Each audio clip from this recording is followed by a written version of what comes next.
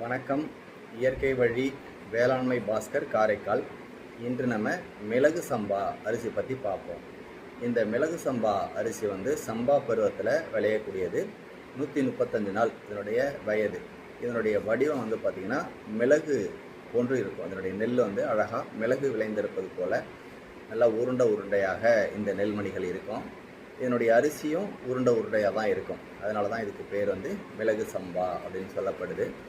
சம்பா பருவத்தில் விளையிறதுனால இது உடலுக்கு நிறைய நன்மைகளை வழங்கக்கூடிய ஒரு அரிசியாக இருக்கும். இதை பார்த்திங்கனாக்கா நம்ம மன்னர்கள் மற்போர் வீரர்களுக்கு உணவாக கொடுத்துருக்காங்க.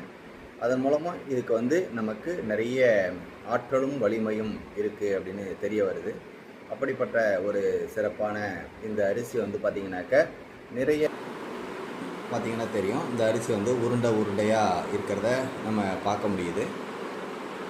இது பார்த்திங்கன்னா நீரிழிவு நோயை போக்கக்கூடிய ஒரு அரிசியாக இருக்கும்.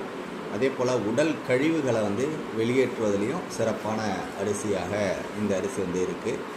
அதோடு இல்லாமல் தைராய்டு பிரச்சனையை சரி செய்யக்கூடியது, எளிதில் சீரணமாகக்கூடியது, அதே போல் உடலை வலிமைப்படுத்தக்கூடியது, பசியை தூண்டக்கூடியது, நல்ல பசியை கொடுக்கும். அப்படின்னா நல்ல செரிமானம் ஆகிடுது அப்படின்னு சொல்லிட்டு நம்ம எடுத்துக்கலாம். எந்த ஒரு அரிசி நமக்கு சாப்பிட்டதும் நல்ல செரிமானம் ஆகுதோ அந்த அரிசி நமக்கு மலச்சிக்கலும் இல்லாமல் இருக்கும். உடலுக்கும் நல்ல சுறுசுறுப்பாகவும் இருக்கும். முதல்ல நம்ம சாப்பிட்ற சாப்பாடு நல்ல செரிமானம் ஆனாலே மற்ற எல்லா பிரச்சனைகளையும் நமக்கு சிறப்பாக உடல்லேருந்து களைவதற்கு அது ஒரு சிறப்பான அரிசியாக இருக்கும். அப்படிப்பட்டது தான் இந்த மிளகு சம்பா.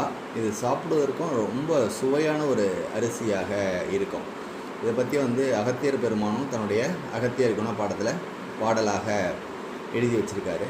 அப்படி பல சிறப்புகளை கொண்டது தான் நமக்கு இந்த மிளகு சம்பா அரிசி. அப்படிப்பட்ட மிளகு சம்பா அரிசியை நம்ம உணவில் எடுத்துக்கும்போது ரொம்ப ஒரு சிறப்பானதாக இருக்கும். இது இட்லி தோசைக்கும் ஒரு சிறப்பான அரிசியாக இந்த மிளகு சம்பா அரிசி இருக்கும்.